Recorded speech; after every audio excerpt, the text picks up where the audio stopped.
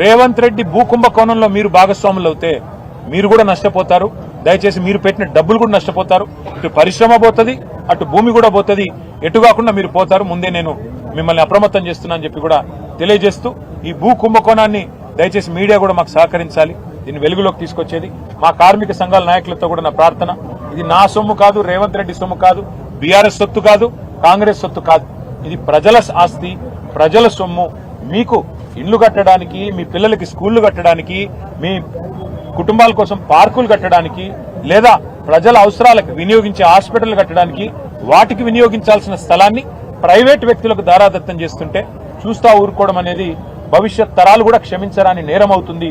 దయచేసి మీరు కూడా కలిసి రావాలి ఈ పోరాటంలో అని చెప్పి ఇక్కడ ఉన్న మా కార్మిక అన్యులకు కూడా నేను తెలియజేస్తూ, ఇదే కార్యక్రమాన్ని పురస్కరించుకొని మా పార్టీ కూడా రౌండ్ టేబుల్స్ కూడా ఏర్పాటు చేస్తుంది. అఖిలపక్ష మీటింగ్లు కూడా ఆర్గనైజ్ చేస్తాము. దానిలో కూడా అందరూ కూడా పాల్గొని వారి మద్దతు తెలియజేయాలని చెప్పి కోరుతూ, ఇవాళ ఈ ప్రాంతంలో ఇంకా పారిశ్రామిక వాడలో కూడా పోయి ఇంకొంతమందిని కలుస్తాము. ఇతర వాడల్లో కూడా ఇవాళ మా బృందాలు తిరుగుతున్నాయి. వాటికి దయచేసి మరి మా ఉద్దేశం ఏంది ఈరోజు మీటింగ్ అంటే, ఇక్కడ రావడానికి ధర నిర్ధారణ జరగాలి, నిజ నిర్ధారణ జరగాలి. ధర నిర్ధారణ అంటే ఏంటి? ప్రభుత్వం అంటుంది ఇక్కడ 4000 గజం ఉంది అందుకే ఇచ్చేస్తామంటుంది. ఇప్పుడు మాకు ఇక్కడికి వస్తే తెలిసింది 1,00,000 ఉందా, 1,50,000 ఉందా? ఇక్కడ 1,00,000 పైనే ఉంది తప్ప 1,00,000కు తక్కువ లేదు గజం. అంటే ఎకరం 50 కోట్లకు తక్కువ లేదు. మరి ప్రభుత్వం ఎకరం ₹1 కోటి ఇస్తా అంటున్నది. ఇది న్యాయమా? ప్రజలు ఆలోచించాలి. ఈ ప్రాంత ప్రజలు ముఖ్యంగా పూర్తి స్థాయిలో దీన్ని అర్థం చేసుకోవాలని కోరుతాం. తీసుకొచ్చింది దాని ప్రకారం మేము ఇస్తాం. ఇది కూడా మేము ఇస్తున్నది కూడా వాళ్ళ లీజ్ భూములు కాదని ప్రభుత్వం పదే చెప్తుంది. గ్రిడ్ యాజమాన్య హక్కులు అంటే ఎవడిచ్చాడు యాజమాన్య హక్కు? ప్రభుత్వమే కదా. ఎవరు సేకరించారు ఈ భూములు? ప్రభుత్వమే కదా. ఆ రోజు ₹1 కోటి ఉన్న భూమిని 10 లక్షల రూపాయలకి ఇచ్చాం. ఎందుకు ఇచ్చాం? భూమి అపార్ట్మెంట్లు కట్టుకోనికి ఇచ్చిండ్రా? మాల్స్ కట్టుకోనికి ఇచ్చిండ్రా? పరిశ్రమలు నడపడానికి ఇచ్చిండ్రు. వాళ్ళ పరిశ్రమలకి ఇంకా ఇక్కడ నుంచి తీసేయాలంటే కావాలంటే దాన్ని ఐటీ పరిశ్రమ పెట్టండి, మేము వద్దంటలేదు. గ్రిడ్ పాలసీ అదే కదా. ఐటీ పరిశ్రమ పెట్టమన్నాం, తప్ప అది? ఐటీ పరిశ్రమ పెట్టి ఈ ప్రాంతంలో కార్మికుల పిల్లలు ఉన్నారు, చదువుకున్న వాళ్ళు, ఫీజు రీంబర్స్మెంట్ కింద చదువుకున్న వాళ్ళు చాలా మంది ఉన్నారు, ఇంజనీర్లు చదువుకున్న వాళ్ళకి ఉద్యోగాలు ఇవ్వండి, మేము వద్దంటలేదు కదా. కాలుష్యాన్ని తరలించడంలో మాకు ఇబ్బంది లేదు, కాలుష్య కారక పరిశ్రమల్ని తరలించడంలో ఇబ్బంది లేదు. కానీ కాలుష్య నియంత్రణ మండలి ఉంది, ఇక్కడ కంట్రోల్ చేయండి. కాలుష్యం మేము వద్దంటున్నామా? అవసరమైతే అట్లా కాలుష్యం ఉన్న పరిశ్రమలు పోయినాయి, కొన్ని ఉన్నాయి, వాటిని నియంత్రించండి, వాటిని మూసేయండి, మేము వద్దంటలేదు. గ్రిడ్ పాలసీ ఉద్దేశం ఏంది? ఒక పరిశ్రమ అక్కడ అవసరమైతే కాలుష్యం వెదజల్లుతుంటే దాన్ని తొలగించి ఐటీ పరిశ్రమ పెట్టాలనేది గ్రిడ్ ఉద్దేశం. మరి దాన్ని తప్పెట్లా పడతారు? ఇప్పుడు మీరేం చేస్తున్నారు? అపార్ట్మెంట్లు, మాల్స్. ఇదా మీ హెచ్ఐఎల్టీపీ ఉద్దేశం? అందుకే పరిశ్రమ స్థానంలో ఇప్పుడు రెడ్ కేటగిరీ ఇండస్ట్రీ ఉందనుకోండి, గ్రీన్ కేటగిరీ ఇండస్ట్రీ నడపండి. ఎవరొద్దన్నారు? గ్రీన్ కేటగిరీ అంటే కాలుష్యం లేని పరిశ్రమ నడపండి. కార్మికుల పొట్టగొట్టిన వాళ్ళు గారు మీరు. ఇక్కడ ప్రాంతంలో ఎకనామిక్ యాక్టివిటీ ఉంటుంది, ప్రజల ఆస్తి సురక్షితం. నేను ఇంకొక మాట అడుగుతాను, మీరు చెప్పండి నాకు. ORR ఉంది 160 కిలోమీటర్లు, దాన్ని మేము కేవలం లీజ్కి ఇచ్చాం మా ప్రభుత్వం. నువ్వేం చేస్తున్నావు? ఇప్పుడు శాశ్వతంగా దారాదత్తం చేస్తున్నావు 9,300 ఎకరాలు. మీరేమన్నారు రేవంత్ రెడ్డి గారు? ఆ రోజు 1,00,000 కోట్ల ORR ఇచ్చేసినారన్నారు. మేము లీజ్కి ఇచ్చినాం స్వామి, అది మళ్ళీ వస్తుంది. లీజుకు పోయింది, మళ్ళీ ఎంతకు వస్తుంది. నువ్వేం చేస్తున్నావు? 5 లక్షల కోట్ల విలువ చేసే ఆస్తిని ప్రైవేట్ వాళ్ళకు శాశ్వతంగా రాసిస్తున్నావు.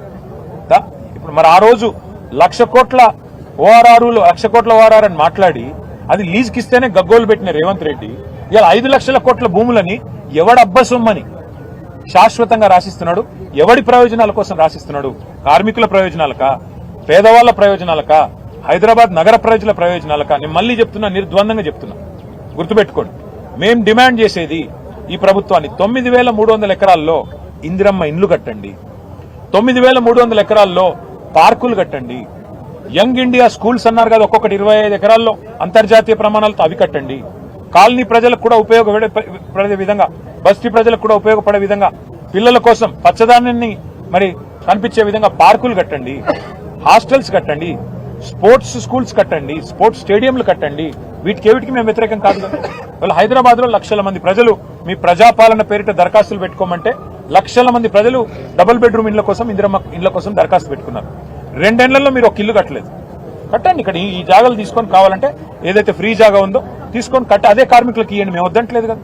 కనీసం కార్మికుడు నష్టపోతుంటే ఇళ్లన్నా ఇస్తే సంతృప్తి పడతాడు కదా. అవేవి కాదు, పారిశ్రామికవేత్తలకు దారాదత్తం చేస్తామంటే బరాబర్ కొట్లాడుతుంది, అందులో అనుమానం లేదు. ఇల్లు పాలసీపై బీఆర్ఎస్ దుష్ప్రచారం చేస్తుంది. 9,300 ఎకరాలని చెప్పి కేవలం 4,500 చేంజ్ ఎకరాలు మాత్రమే. సరే, వాళ్ళు అనుకున్నట్టు 4,700 అనుకుందాం. నేను అడుగుతా, అది ఎవడబ్బా సొమ్ము? రేవంత్ రెడ్డి అయ్యే సొమ్మా? ప్రజల సొమ్మే కదా. మేమనేది 4700 అనుకుందాం నువ్వు చెప్పినట్టు. మరి దాన్ని వెనక్కి తీసుకో. స్కూళ్లు కట్టు, కాలేజీలు కట్టు, ఇండ్లు కట్టు, పార్కులు కట్టు, బస్ స్టాపులు కట్టు. వాళ్ళెవరో మాల్ కట్టుకుంటా అంటే, వాళ్ళెవరో అపార్ట్మెంట్లు కట్టుకుంటా అంటే ప్రైవేట్ వాళ్ళు. అది ప్రజల సొమ్ము స్వామి. ఆ భూమిని చౌక ధరకు పరిశ్రమలకు ఇచ్చింది ప్రభుత్వాలు. గతంలో ఉన్న ప్రభుత్వాలు ఇచ్చినాయి. మరి నువ్వెందుకు దాన్ని ఫ్రీగా వాళ్ళకు ఇచ్చేస్తున్నావు? కోకాపేటలో 177 కోట్లు, రాయదుర్గంలో 177 కోట్లు, కోకాపేటలో 150 కోట్లు ఎకరం అంటున్నారు.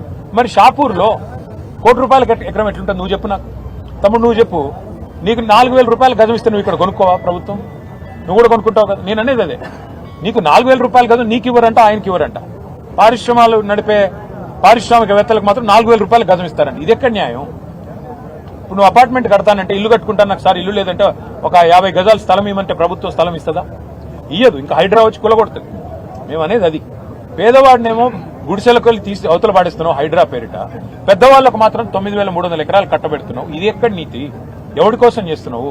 ఇది 5 లక్షల కోట్ల కుంభకోణం కాకపోతే మరి ఏంది? నీ తమ్ముళ్ళు, నీ చుట్టూండే రియల్ ఎస్టేట్ బ్రోకర్లు వాళ్ళందరూ కలిసి భూములను అగ్రిమెంట్లు చేసుకుంటున్నారు. 6 నెలలుగా నడుస్తుంది దందా.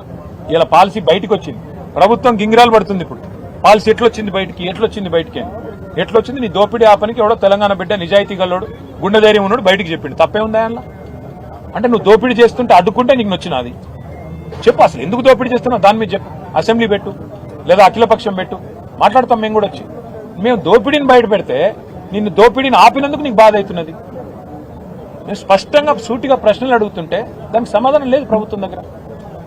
మా కార్మిక సోదరులకు కూడా ప్రార్థన, దయచేసి దోపిడీని అడ్డుకునే క్రమంలో మీరు కూడా కలిసి రావాలా. మీ సంఘాలతో మాట్లాడండి, మేము పిలుస్తాం మళ్ళొకసారి. ఇది పోరాటం ఆరంభం మాత్రమే, ఇంకా చాలా ఉంది చేసేది. ప్రభుత్వం దిగొచ్చేదాకా, ప్రభుత్వం మెడలు వంచేదాకా కొట్లాడదాం. ఈ ప్రజల ఆస్తిని ప్రజలకు దక్కేదాకా కొట్లాడదామని మీకు కూడా ప్రార్థన.